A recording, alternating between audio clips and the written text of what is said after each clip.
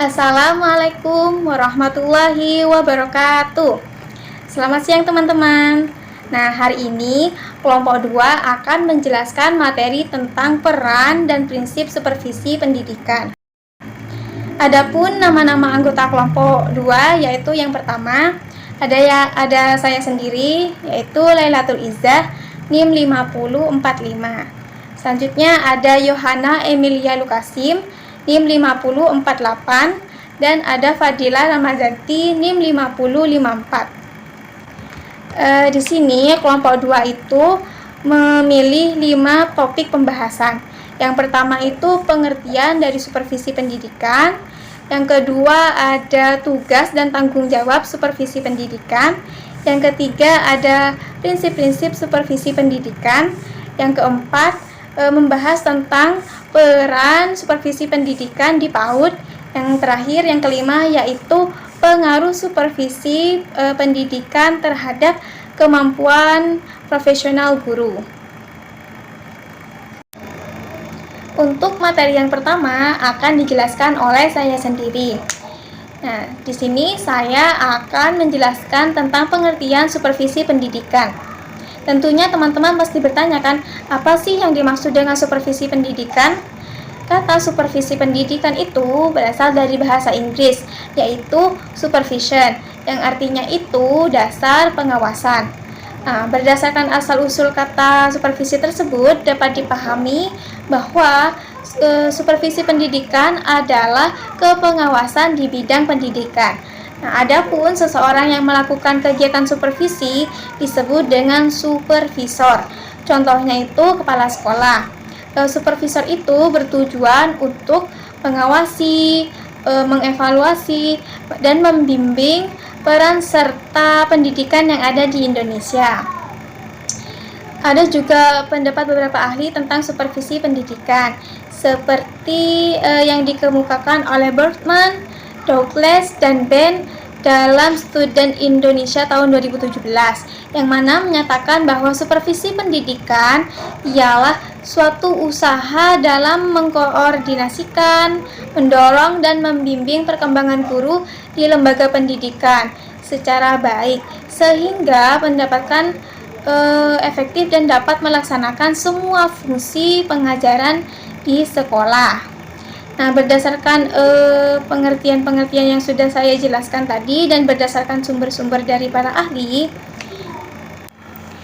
dapat disimpulkan bahwa supervisi pendidikan itu adalah aktivitas untuk membimbing, mengawasi, dan melakukan evaluasi yang dilakukan oleh supervisor terhadap kegiatan akademik di lembaga pendidikan, khususnya di lembaga PAUD, seperti mengawasi kegiatan sekolah, proses belajar mengajar guru dan murid, sehingga proses pendidikan itu berjalan dengan baik.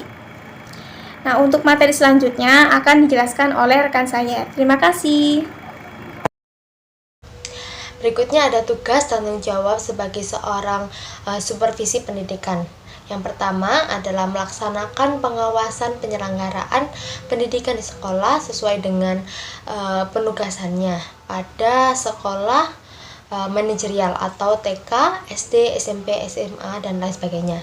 Kedua, meningkatkan kualitas proses belajar mengajar atau bimbingan dan hasil prestasi belajar atau bimbingan siswa dalam rangka mencapai tujuan pendidikan dalam bidang akademik.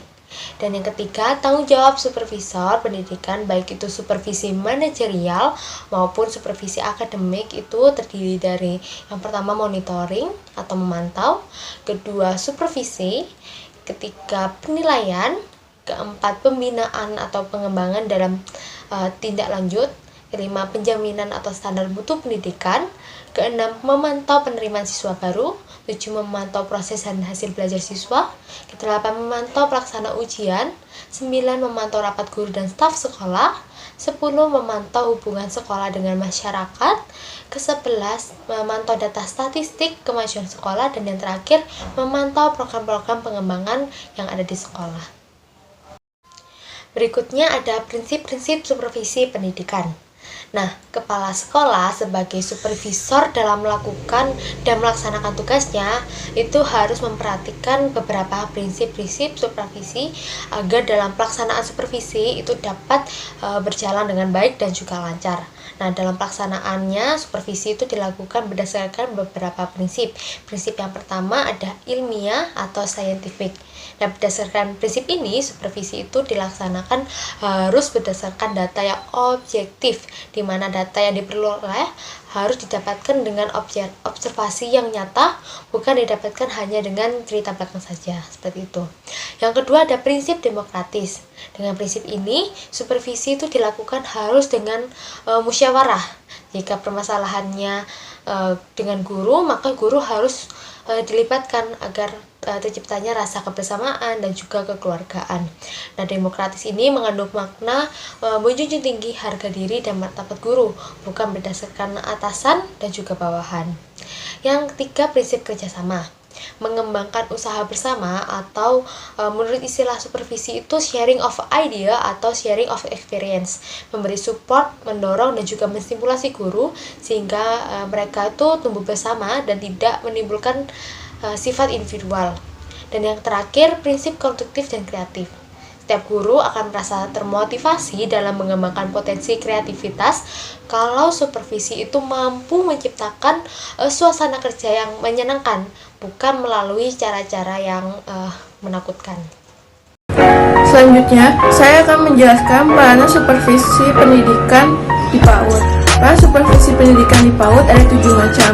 Yang pertama, supervisi sebagai kepemimpinan, yakni mempunyai kemampuan menggerakkan atau mempengaruhi guru agar mau meningkatkan kemampuan keprofesionalnya. Yang kedua, supervisi sebagai inspeksi. Supervisi sebagai inspeksi yakni untuk mendapatkan data atau informasi mengenai pelaksanaan proses belajar mengajar yang dilaksanakan guru. Yang ketiga, supervisi sebagai penelitian. Supervisi sebagai penelitian yakni untuk mengetahui objektivitas dan relevansi data dengan permasalahan yang ditemui pada waktu inspeksi. Yang keempat, supervisi sebagai pelatihan dan bimbingan, yakni tindakan-tindakan apa yang akan dilakukan untuk pembinaan atau peningkatan kemampuan guru dalam mengelola proses belajar mengajar. Yang kelima, supervisi sebagai sumber dan pelayanan. Supervisi sebagai sumber dan pelayanan yakni sebagai sumber informasi, sumber ide, sumber petunjuk dalam berbagai hal dalam rangka peningkatan kemampuan profesional guru.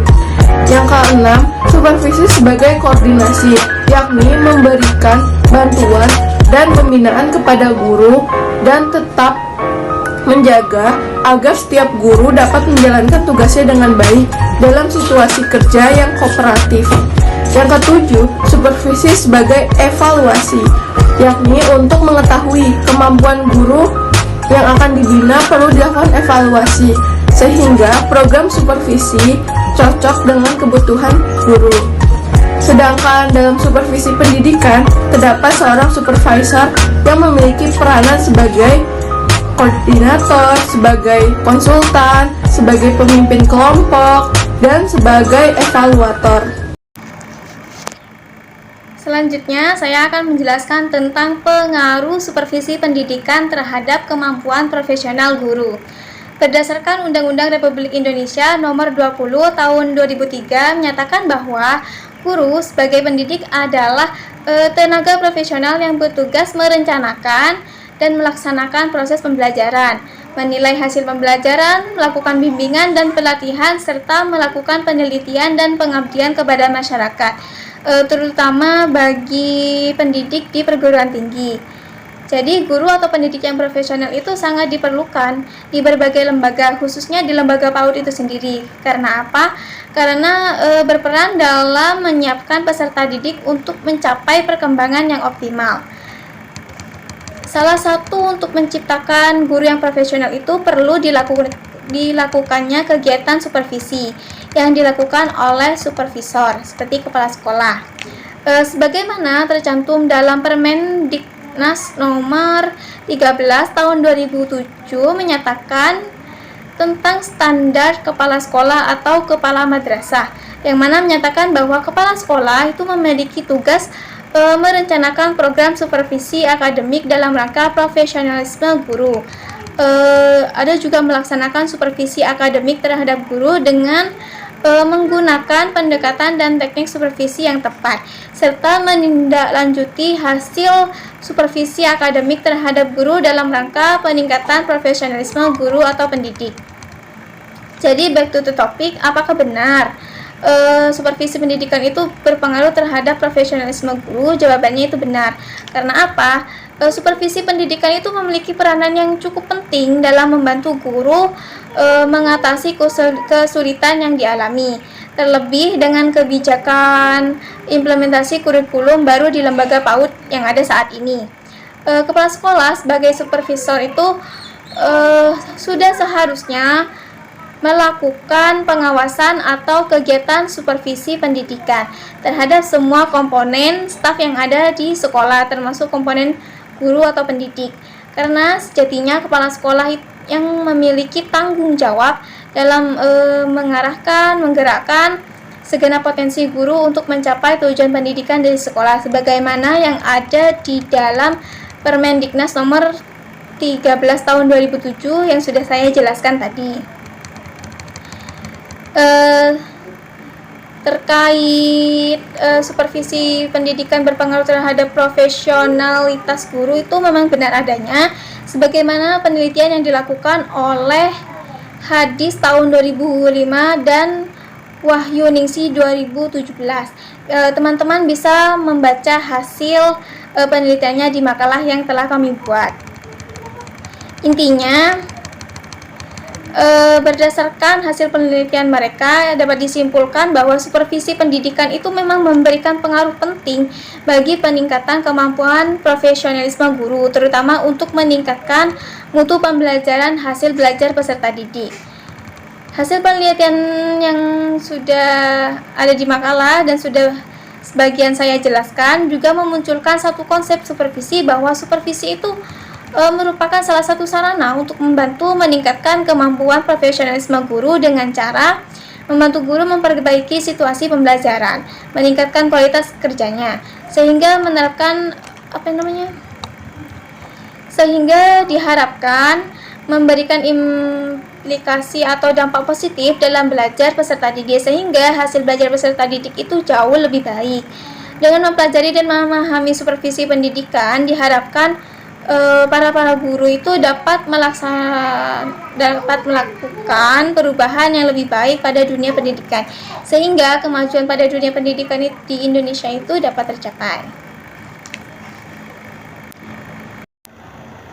Sekian penjelasan materi dari kelompok 2, kurang lebihnya mohon maaf. Apabila ada salah-salah kata juga kami mohon maaf. Assalamualaikum warahmatullahi wabarakatuh. Terima kasih.